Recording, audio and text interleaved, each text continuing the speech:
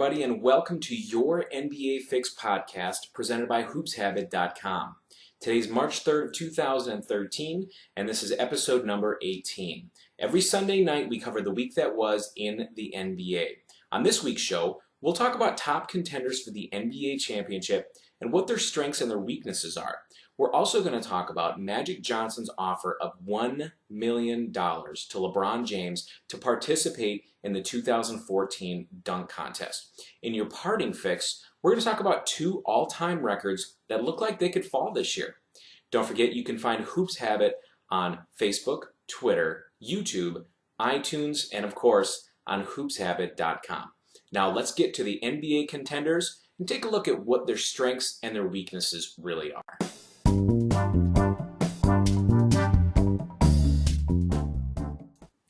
When we talk about NBA contenders, there's really four teams that come to mind for me. That's the Miami Heat, the Indiana Pacers, the San Antonio Spurs, and the Oklahoma City Thunder.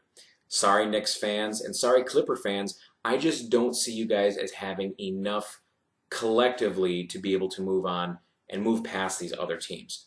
But let's take a look at what I perceive to be the contenders. First off, the Miami Heat.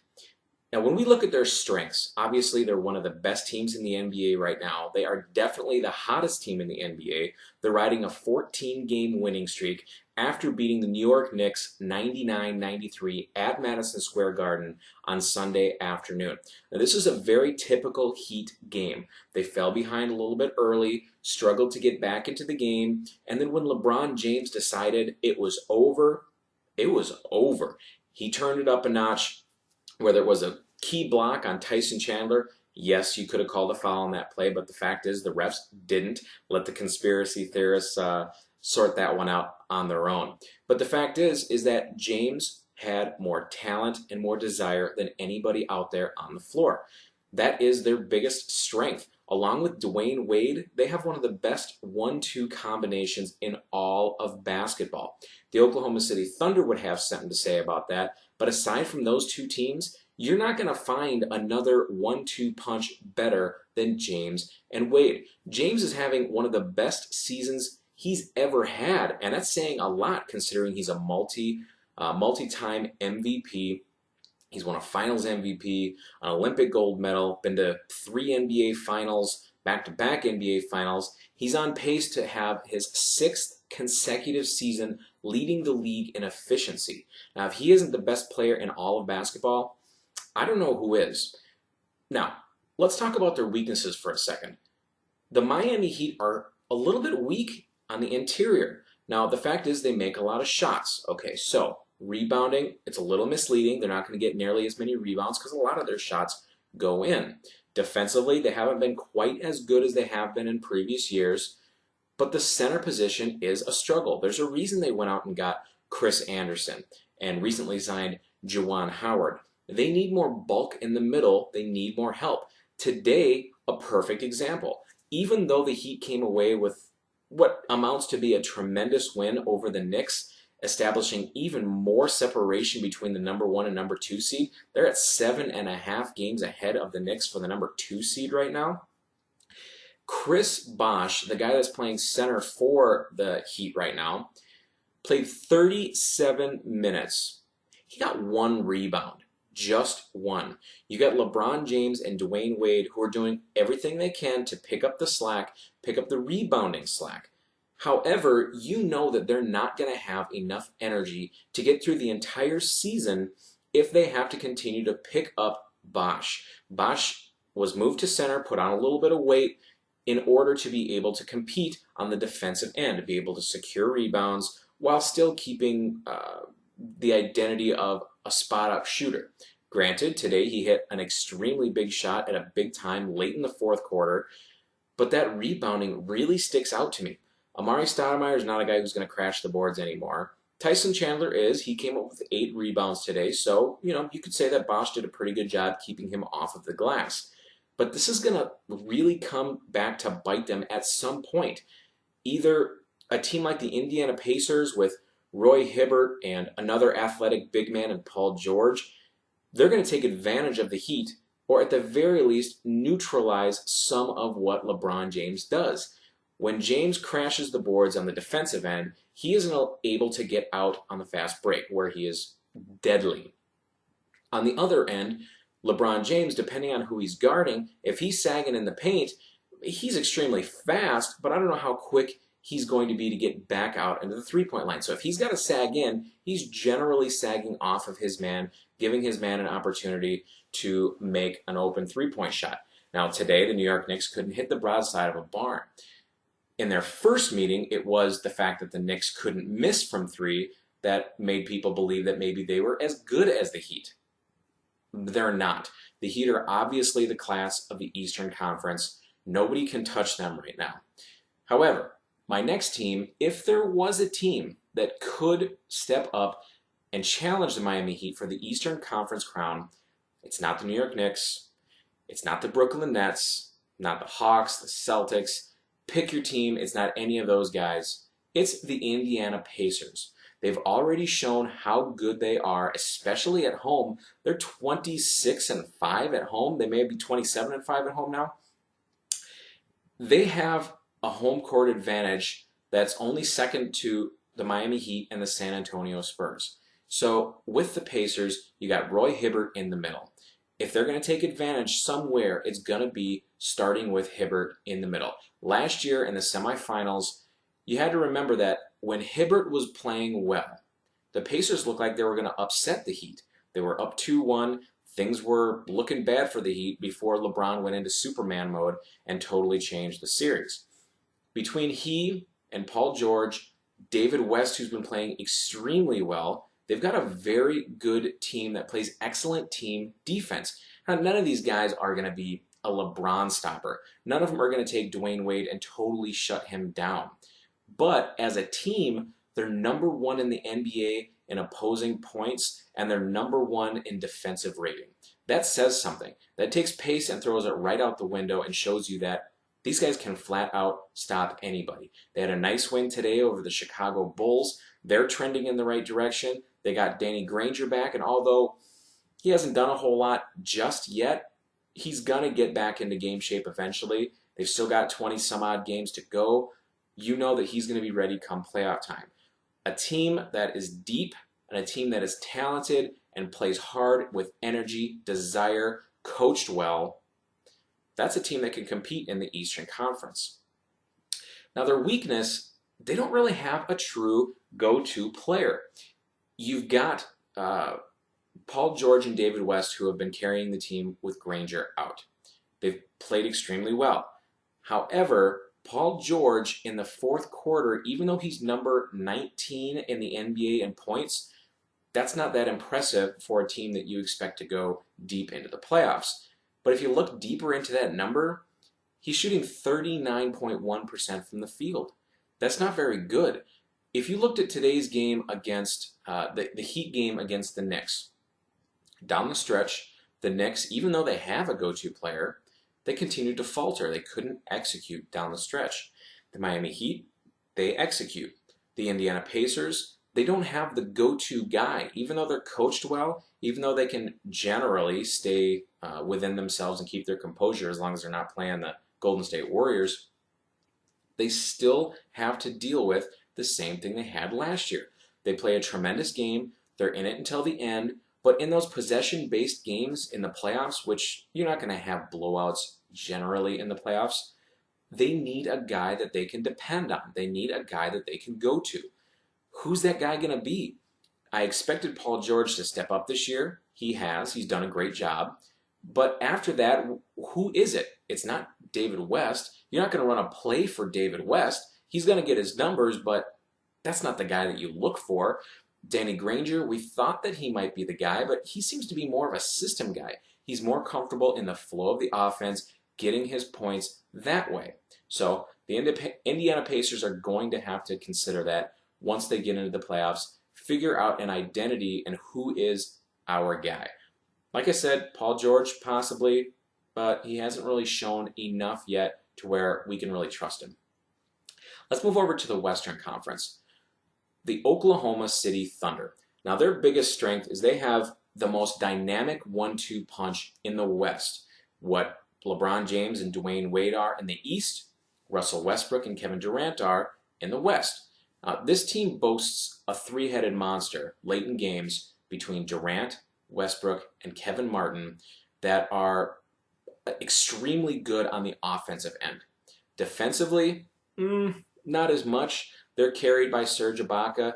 Kendrick Perkins does what he can. Offensively, he's a huge liability, but defensively, he usually competes and can somewhat hold his own. Ibaka has to make up for a lot of poor defense.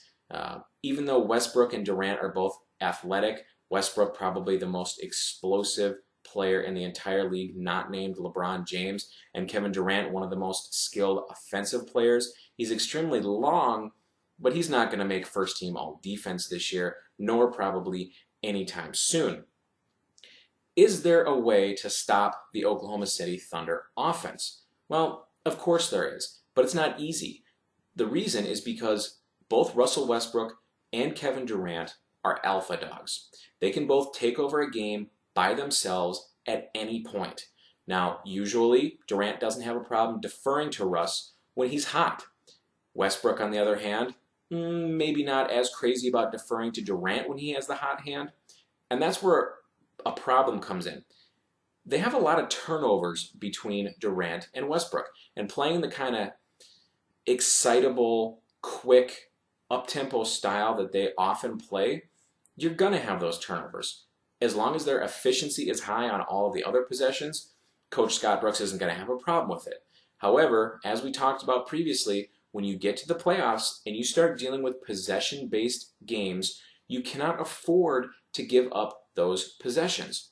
One big advantage that the Miami Heat often have is when they can get into transition. You can't just guard LeBron James in transition. He's going to find Wade. You can't just guard Wade because LeBron James is the best player on the planet. So the Oklahoma City Thunder, if they can get back to the finals and face the Miami Heat, they're going to have trouble with transition. Right now, their weakness is turnovers that lead to transition for the defense. They're 18th in transition defense and 22nd in off-screen defense. So what that tells me, number one, the transition obviously comes from the turnovers. The off-screen defense, it's because they aren't nearly as strong of a defensive squad as the Pacers or the Bulls or other teams like that that play solid team defense. The rotations aren't strong. Although Westbrook and Durant are tremendous offensively, they're not gifted defensively, and they don't exactly get over to their spot as quickly as they could, despite their athleticism. Is it a defensive IQ issue? I'm not so sure about that. I mean, you know that Scott Brooks is going to keep them prepared and make sure that they're ready to go. So I don't think we're going to go that far to say that they're not smart defensively. But some teams just don't have the desire and don't have the talent to do it. It seems like the Thunder are one of those teams that saves their energy for the offensive end. The next team we're going to look at, the San Antonio Spurs. Their strength, experience, and coaching. Greg Popovich is their anchor, a guy that's been there for a long time. This is a team with 4 championships since 1999. You got Tim Duncan, Manu Ginobili, Tony Parker. Hey, even Steven Jackson's had a ton of playoff experience. This is a team that you know they're going to be ready, they're going to play their best game, and they're going to be coached well. If there's any adjustments that need to be made, you can depend on Greg Popovich to get that done. Now, on the same token, in order to get that kind of experience, often you have to be a little bit older. And we've been calling the Spurs old for a long time, even though they have a lot of younger pieces who are stepping up and playing big roles, like Kawhi Leonard or Danny Green. But the problem with them is athleticism. Those guys are good players, but they're not extremely good athletes, and especially now with Tony Parker going down with his ankle injury, could be out up to 4 weeks, it's going to limit him. It's going to hinder him. If he's going to be out that long, it's serious. It's not just a normal ankle roll where you'll be off it for a couple of days and you'll have a little bit of soreness. This is something a lot more serious. It's going to nag him. He's not going to be as explosive, and he wasn't that explosive to begin with. For the San Antonio Spurs, their pick and roll defense is 12th against the ball handler and 17th against the roll man. Now, Tim Duncan has been all-world defense throughout his career. However, when you put him in the pick and roll now, Father Time has taken its toll on him. He's not as quick in his rotations, he's not as fast in closing out, and he's not as good at making up space. Before, even if the guy got around the corner and got to the rim, Duncan could recover. It's just not the same anymore. Duncan is not the same guy. He's tremendous, but he's just a little bit older and can't do it as well as he used to. Let's move on and talk about Magic Johnson's offer to LeBron James as it pertains to the 2014 dunk competition. Now, he was offered $1 million by Magic Johnson to participate. Now, I like where Magic's heart is because, I mean, if you looked at the guys in the dunk competition this year, unless you're a major basketball fan, you didn't know who those guys were. There was no star power there. If you like YouTube, okay, you know who some of the guys are. If you look at the top 10 highlight dunks every day, okay, you know who some of those guys are. But we don't want to see that. As a general public, we want to see LeBron James, and we want to see Kobe Bryant, and we want to see Dwight Howard in his Superman outfit. Those are fun, fun times. So for Johnson to offer the $1 million, I understand where he's coming from. But LeBron James doesn't need the money. He doesn't need to prove anything to anybody. And he stands to gain nothing. We already see what a tremendous dunker he is in games. He has his pre-game dunk rituals, which if you want to jump on YouTube, look up some of the stuff he does pre-game. He could win dunk competitions with the stuff that he does pre-game. That makes me wonder, what kind of stuff does he do off camera? What is he capable of doing? So for us, for the fans or for the media, yeah, we want to see him compete in the dunk competition. But if you're LeBron James, what are the positives? What does he stand to gain from doing it? He cannot be any more famous. He doesn't need the money. As a matter of fact, if he did it, I could almost guarantee that that money's going straight to charity. And he doesn't really need any more notoriety. What if he goes in there? Everybody's going to expect him to win. If he loses, then everyone's going to be all over him. So when the expectations are that high, why put yourself out there? He gives people the highlights that they want to see on a nightly basis. Just turn on a Miami Heat game and you're going to see a LeBron James highlight that nobody else can duplicate. So why does he have to do it during All-Star Weekend? He doesn't. I really hope that James simply says no. And it's not that I want him to turn his nose up at us, and it's not that I feel like he owes us anything, because he definitely owes us nothing. He gives it all on the court. It's all about championships for him and the team for him. So he doesn't need to go out there and try to show off on All-Star Saturday night in the dunk competition. Don't do it, LeBron. You don't need the money. You don't need the criticism. Skip it. Your parting fix. There are two all-time records that could fall this season. First is the team free throw percentage record of 83.2% set by the 1989-1990 Boston Celtics. The Oklahoma City Thunder are currently at 83.1%, behind the league-leading 90.7% of Kevin Durant. Now, Durant goes to the free throw line as much as anybody in the NBA. So does Russell Westbrook, gets there a lot. Kevin Martin is a tremendous free throw shooter. Even Serge Ibaka has stepped up and is shooting extremely well. Now, this one has a serious chance of going down because the Oklahoma City Thunder are a strong team. They're fighting to get that #1 seed in the Western Conference, so you know that they're going to be putting their best effort forth, their best guys in there for entire games. If this were the Miami Heat, a team that has a huge lead, I would say maybe not. Maybe that record would fall because you're going to have a lot more subs coming in, a lot of the second-tier guys playing. Those second-tier guys aren't going to go out there and shoot 90% from the free throw line for the most part. So I would keep an eye on this one. I really think that this one is going to fall. The second one is the all-time efficiency rating, which is 31.84, set by Wilt Chamberlain in the 1962-1963 season. We've talked about LeBron James a lot on this podcast, and it is him at 32.5 this year, looking to break the all-time record. He's playing at such a tremendous rate right now. His efficiency is off the charts. His true shooting percentage is off the charts. His effective field goal percentage is off the charts. It's hard to believe that this guy does anything but dunk or make layups. I mean, a guy like Tyson Chandler, you expect him to shoot 65%. Do we expect LeBron James to shoot 56 or 57% for the season? No way. If you watch the Heat, you know that LeBron James, although he is a highlight kind of guy near the basket, he also takes a lot of jump shots, a lot of three-point shots. These are shots that in the past, teams were begging him to take. Please, Bron, please shoot your team out of the game.